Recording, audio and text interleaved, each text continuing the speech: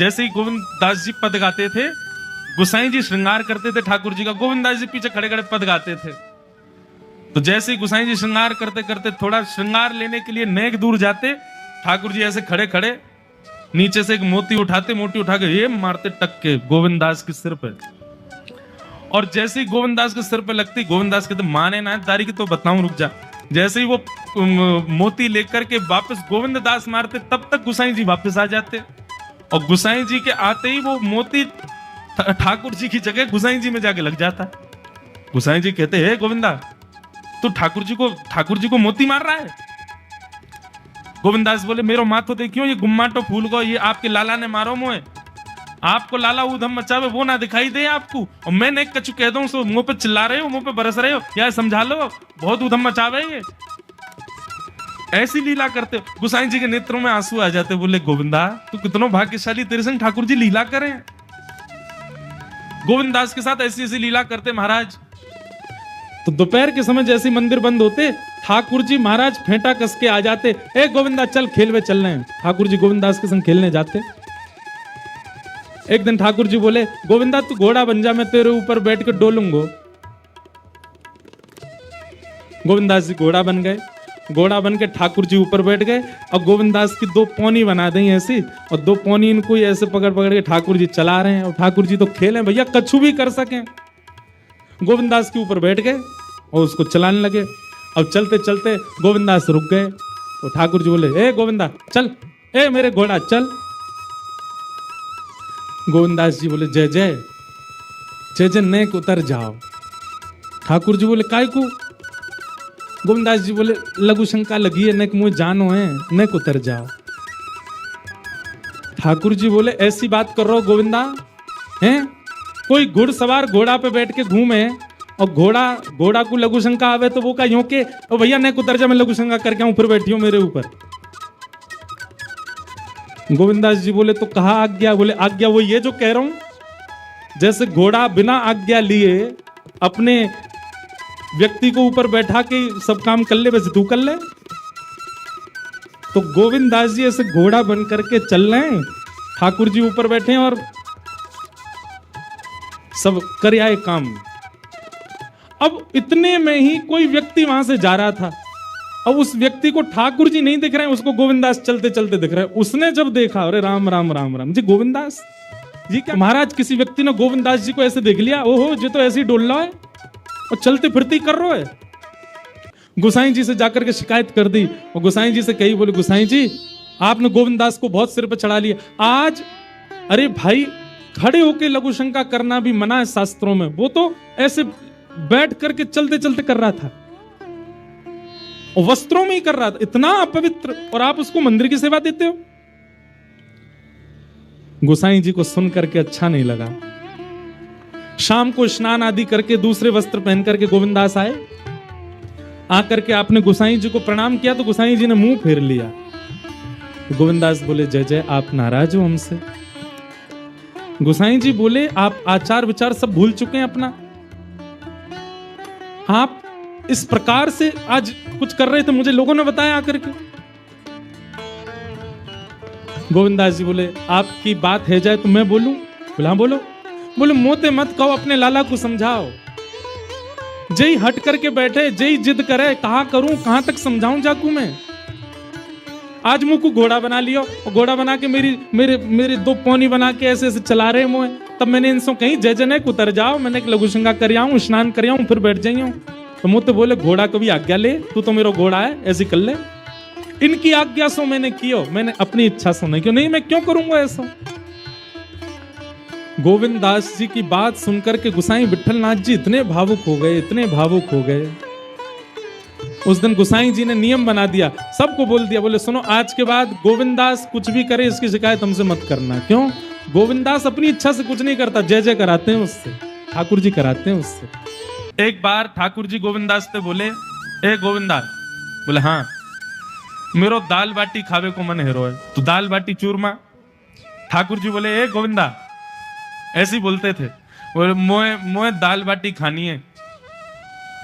गोविंदास बोले 56 भोग बनते हैं रसोई में, अपरस में मुंह पे पट्टी बांध करके महाराज रसोईया बनाता है।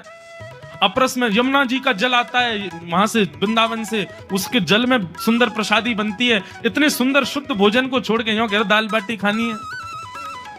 ठीक है, मैं आज बोल दूंगा रसोई घर में बनवा देता हूं। बोले ना, रसोई की ना खानी तो बोले तेरी कदम खंडी में आऊंगा। गोविंददास जी जहां बैठ करके भजन चिंतन करते थे, मंदिर से थोड़ा दूर था, सुंदर वन था गिरिराज जी में। बोले मां आऊंगो और वहीं पे तू कंडा, वही गोबरी कंडा में बना, और कंडा में बना के तैयार कर, मैं आऊंगा वहीं खाऊंगा। गोविंददास जी बोले यहाँ सब लोग आपको मंदिर में पूजने आते हैं, आप यहाँ पे भगवान हो, ऐसे कहीं खाने पीने आओ। बोले कोई को पता थोड़ी चलेगी, मैं आ जाऊंगा, तू चिंता मत कर, तू सुन तैयारी कर ले, आज मैं तेरे यहाँ आके प्रसाद पाऊंगा। गोविंददास जी चुपचाप मंदिर से भाग गए, किसी को बताया नहीं। किसी को पता थोड़ी कि ठाकुर जी ऐसे बाहर भी चले जाते हैं, सबको लगे अंदर ही रहते हैं ये। गोविंददास जी दौड़ करके गए, बढ़िया कंडा में बढ़िया उपले उपले लगा करके महाराज बाटी बनाई, दाल चढ़ा दी, सुंदर ठाकुर जी आएंगे पाने। एक पंथ दो काज, ठाकुर जी को दो लीलाएं एक साथ करनी थी। एक तो गोविंददास के संग सुख लेना है, और एक झाड़ू लगाने वाला गिरिराज जी की तलेटी में झाड़ू लगाता था, उसको मंदिर में प्रवेश नहीं करने देते थे लोग। तो वो बेचारा बाहर खड़ा खड़ा ही दर्शनार्थियों से पूछता था कि ठाकुर जी दिख कैसे रहे, मुझे ये बता दो। दर्शनार्थी आकर के बताते थे नीली ठाकुर जी ने बाघा पहना है, गले में मोतियों की माला है, मकराकृत कुंडल है, ऐसा टिपारा ठाकुर जी के सिर पर रखा है, और ऐसा ठाकुर जी का श्रृंगार है। तो वो बाहर खड़ा खड़ा नेत्र बंद करके सुन सुन करके ही अपने चित्त में एक झांकी बना लेता था, और मन में सोचता था ऐसे दिख रहे होंगे ठाकुर जी। पर रोज प्रार्थना करता था, नाथ मुझे लगता है इस जन्म में तो आप मुझे कभी नहीं दिखोगे, भगवान इस जन्म में तो मैं आपके योग्य नहीं हूं, पर मेरे पर बस इतनी कृपा कर दो कि अगला जन्म मुझे दीजिएगा, तो कुछ नहीं तो चेटी बना देना, तो चेटी बन करके मैं आपके 56 भोग में ही आ जाऊंगा, भीतर आके आपका दर्शन कर लूंगा, लेकिन मुझ पर अनुग्रह कर देना। ठाकुर जी उसके इस भाव से इतने रीझ गए। गोविंददास को बोला था कि दाल बाटी खाने आएंगे, अब मंदिर बंद करके सब तो चले गए वहां से, सब लोग भोजनालय में भोजन प्रसाद पाने लगे। ठाकुर जी मंदिर से निकले अचक करके बाहर, गिरिराज पर्वत के ऊपर विराजते थे। जैसे ही बाहर निकल करके आए तो गिरिराज पर्वत के नीचे ही वही झाड़ू लगाने वाला उन नेत्रों से आंसू बह रहे थे, ठाकुर जी का चिंतन कर रहा था। आज ठाकुर जी ऐसे दिख रहे हैं, सिर पर चांदी का मुकुट पहना है, ठाकुर जी ने आज गुलाब का इत्र लगाया है, ठाकुर जी के ऐसे ऐसे मकराकृत ठाकुर जी के कटाक्ष, वो सब चिंतन कर रहा था। ठाकुर जी नीचे उतर करके जाने लगे, इतने में ठाकुर जी ने लीला करी और जोर जोर से ठाकुर जी चिल्लाने लगे, अरे जल्दी ते आइयो, देखियो मेरे पाम में कांटो लग गयो, अरे जल्दी ते कोई आओ या कांटे को निकारो, मुझको तो बहुत दर्द है रहा है, अरे भैया जल्दी आओ जल्दी आओ। अब ये स्वर जैसे ही सुना उस झाड़ू लगाने वाले ने, उसके नेत्र खुल गए, उसने देखा, बोले कि ये स्वर कहां से आ रहा है। उसने जैसे ही नेत्र उठा करके ऊपर देखा, तियों की माला पहनी है, मकराकृत कुंडल पहना है, चांदी का मुकुट चमक रहा है मस्तिष्क पर, ठाकुर जी के केश घुंघराले लहरा रहे हैं, और ठाकुर जी अपनो एक पाम हाथ में पकड़ करके और एक पैर पर लंगड़ी जैसे खेलते हैं ऐसे ठाकुर जी कूद रहे हैं यहां से वहां। नीचे से झाड़ू लगाने वाले लिखे, अरे ऐसा पुरुष तो मैंने जीवन में कभी नहीं देखा, ये कैसा पुरुष है। नीचे से ठाकुर जी को देखने लगा, अब स्वरूप उसको पता था, तो उसने कही ये जरूर ठाकुर जी होंगे, वहीं से प्रणाम करें। ठाकुर जी बोले प्रणाम कर रहा हूं, दारी के जल्दी ऊपर आ, कांटो लगो मेरे पम में, या को निकार। बोलने लगा, बोले मैं ऊपर नहीं आ सकता, गुसाई जी मारेंगे, सब लोग डांटेंगे मुझे। अरे नहीं गुसाई जी ऐसा कुछ ना कहें, ये सब तो बाहर के लोगों ने नियम बना दिए, मैं तो सबसे मिलूं, तू आजा जल्दी ऊपर। जैसे ही ऊपर गया, ज्यों ज्यों ठाकुर जी के समीप जाए त्यों त्यों उसके नेत्र सजल होते जाएं। ठाकुर जी के बिल्कुल समीप पहुंच गया। भगवान बोले देख काई को रो भैया, जल्दी कर, मेरे पाम में कांटो लगो या को निकार। जिन चरण कमलों के स्पर्श के लिए सदा लक्ष्मी लालायित रहती है, ठाकुर जी ने उसकी गोद में अनायास अपने चरण रख दिए। बोले जल्दी कांटो निकार, कांटो लग गो मेरे पाम में। अब वो ठाकुर जी के सुंदर तलवों को अपने हाथ से ऐसे देख रहा है, ढूंढ रहा है कहां कांटा लगा है, कहीं उसको कांटा मिल गया। अब इतने कोमल चरण ठाकुर जी को, उसके नेत्रों से आंसू भी गिरते जा रहे हैं, भाव विह्वल होता जा रहा है। मेरे सौभाग्य की सराहना, ठाकुर जी के इतने समीप। कांटा निकालने के लिए बार बार अपने अंगूठे से खींचे, लेकिन कांटा नहीं निकले। ठाकुर जी बोले अरे जे हाथ पे ना निकलेगो, उसने पूछा कैसे निकलेगा? बोले अरे मेरो पाम पकड़ के अपने मुंह के पास ले जा और दांतन से निकाल, तब निकलेगा ये। आहा, कितनी कृपा की ठाकुर। कृपा की न होती जो आदत तुम्हारी, तो सुनी ही रहती अदालत तुम्हारी। जो दीनों के दिल में जगह तुम न पाते, तो किस दिल में होती हिफाजत तुम्हारी। कृपा की न होती जो आदत तुम्हारी, तो सुनी ही रहती अदालत तुम्हारी। कितनी कृपा। उसने कांटा निकाला मुख से। ठाकुर जी बोले अब चल, मुंह से चलो ना जा रहा। गोविंद दास ने अपनी कदम खंडी में दाल बाटी बनाई है, मुंह ले चल वहां पे। बोला कैसे लेके चलूं? बोले तेरे कंधान पे बैठ जाऊंगा मैं। और ठाकुर जी ने अपने दोनों पांव ऐसे लटका लिए उसके यहाँ पे और सिर पकड़ करके उसके ऊपर ही बैठ गए। बोले चल ले चल मुंह को। वो तो महाराज बेहोशी सी हो रही है, उसको विश्वास ही नहीं हो रहा ठाकुर जी मेरे संग इतनी बड़ी लीला कर रहे हैं। गोविंद दास की कदम खंडी में पहुंचने से पहले उस बालक ने ठाकुर जी गोविंद दास जी मुझे बहुत मारेंगे, अगर उनको पता चल गई मैंने आपको छू लिया है तो मुझे बहुत डांटेंगे। आप एक काम करो, अब यहाँ से आप पैदल चले जाओ, मैं यहीं खड़ा हूं। ठाकुर जी बोले यहीं खड़ो रहियो, तेरे काजी दाल बाटी लेके आऊंगा मैं। ठाकुर जी पहुंच गए गोविंद दास के पास। आहा, जो ठाकुर जी अचल दिखते हैं सबको मंदिर में, वो सचल दिखते हैं गोविंद दास को। कितनी बड़ी कृपा। गोविंद दास के यहाँ ठाकुर जी पहुंच गए और पहुंच करके ठाकुर जी बोले चल गोविंदा जल्दी खवा, मुझको तो बहुत जोर की भूख लगी है। गोविंद दास बोले हाँ हाँ बिराजो।